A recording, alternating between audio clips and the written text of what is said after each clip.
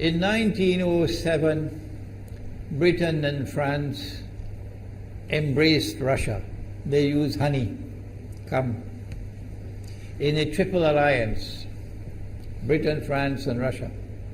And the honey that they used to trap Russia was that if we win the war that's coming with the Ottoman Empire, you will get Constantinople, which is what Russia wants. But they promised Russia one thing through the front door, and they took it back through the back door, like what they did to the Arabs. These are people with PhDs in deception. If they tell you that the sun is shining, don't believe them. Go outside and look up in the sky, see whether the sun is shining.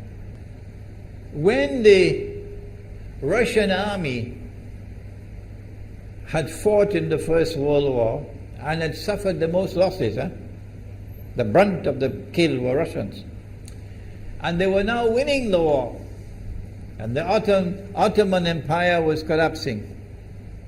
And the Russian army is only an arm's length away from Constantinople. They don't want Russia to get Constantinople. No. So what did they do? Russian Jews organized and executed the Bolshevik Revolution, which overthrew the Russian monarchy. They killed the Tsar and the whole family, overthrew the government, and took Russia out of the war.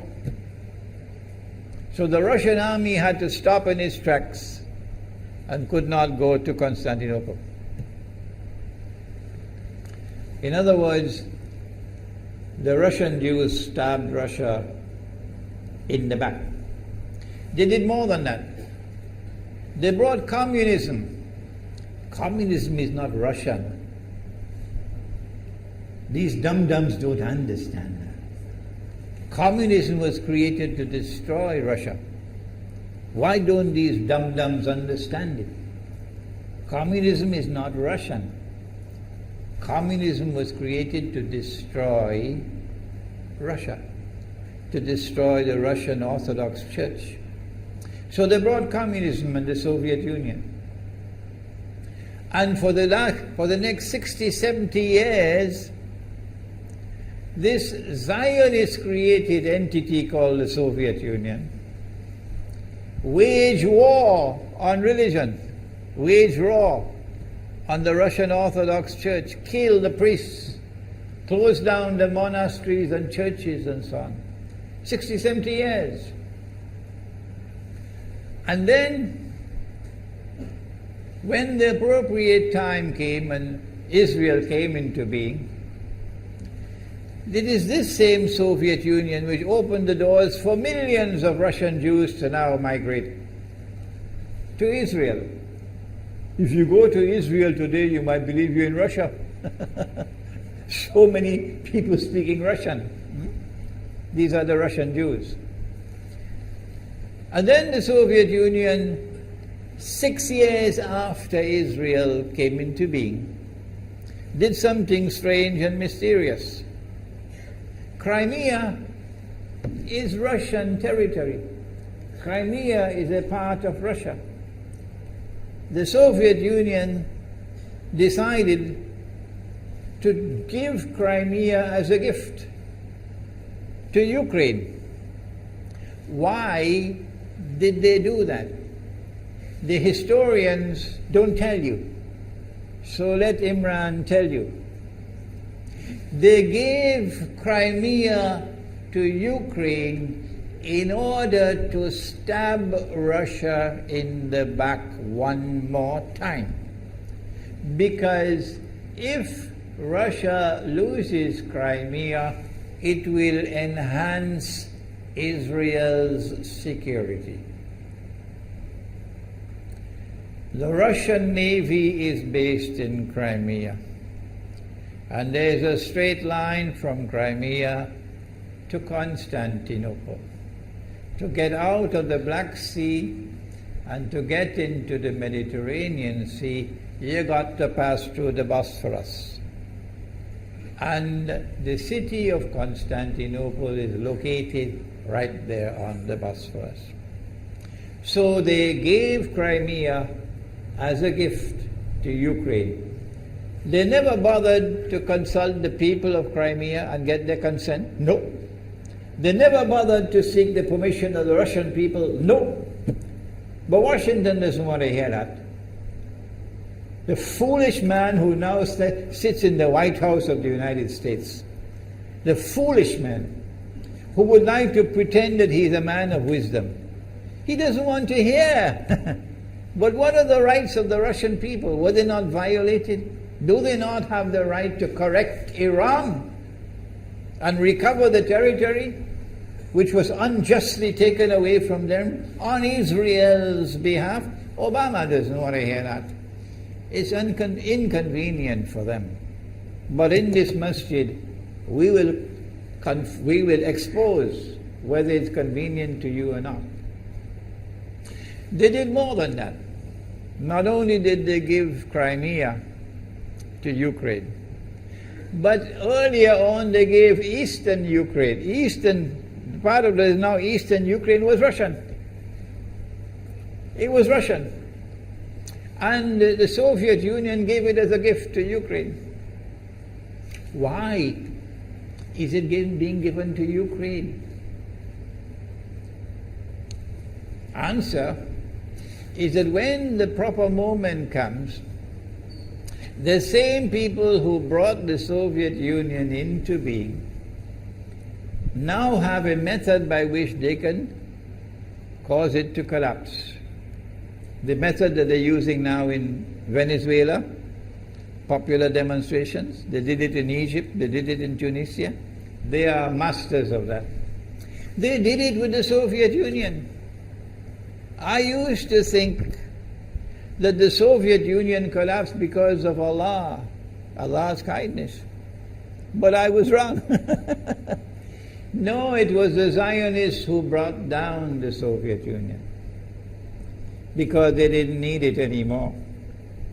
Like tomorrow they wouldn't need you anymore, Saudi Arabia.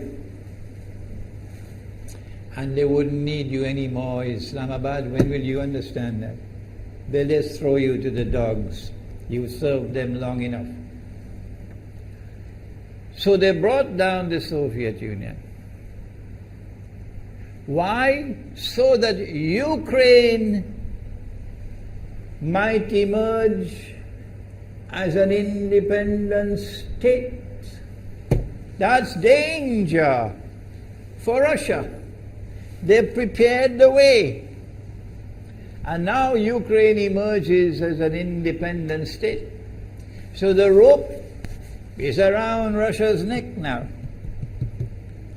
And from that day, when the Soviet Union collapsed, until yesterday, the relationship between Russia and Ukraine was always problematic. But the people of Ukraine still had the good sense and wisdom to appoint a government that was pro-Russian.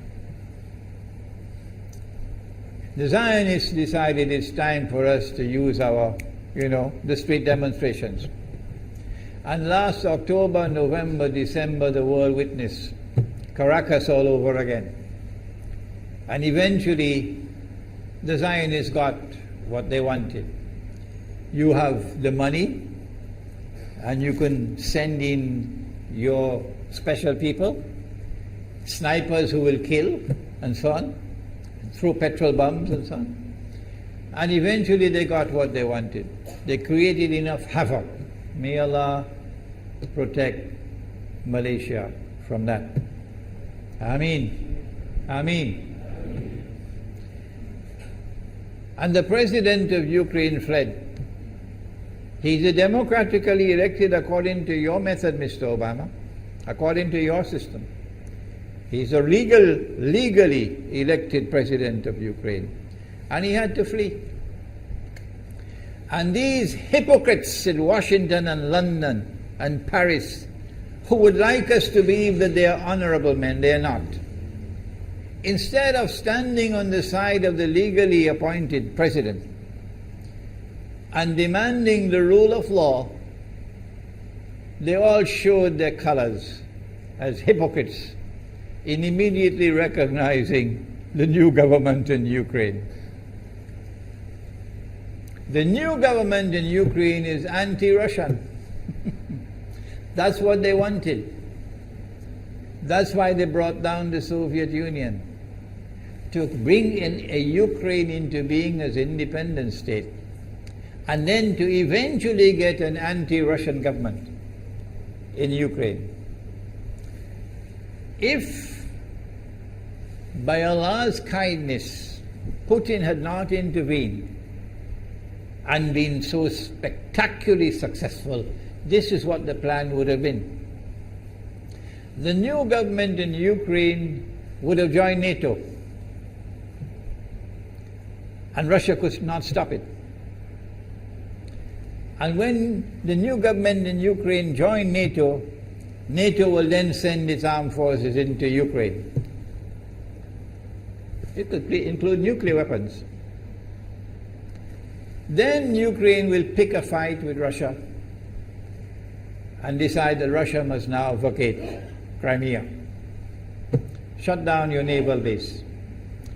The rope is now tightened around your neck. Russia has to put its tail between its legs and withdraw its fleet, Black Sea Fleet, from Crimea. Russia is no longer a naval power. Crick crack, you finish. And Israel will celebrate. That was the master plan. But Allah planned, and Allah's plan was successful. And it is time for the Muslim world to recognize and to see, I cannot influence governments, so what can I do? Don't bother, you waste your time with governments. But the people can understand that this was Allah's plan. They planned, the enemy planned for so long, and at the last moment Allah intervened. And Putin was able to get the people of Crimea to vote in a referendum. And they voted 90-something% in favor of returning to Russia. They were a part of Russia, and they want to return to Russia. So Putin was successful in delivering to the Zionist movement the first defeat it has ever suffered, significant defeat, in the more than 100 years since the Zionist movement was established. If that is not a sign from Allah, it's time for you to wake up.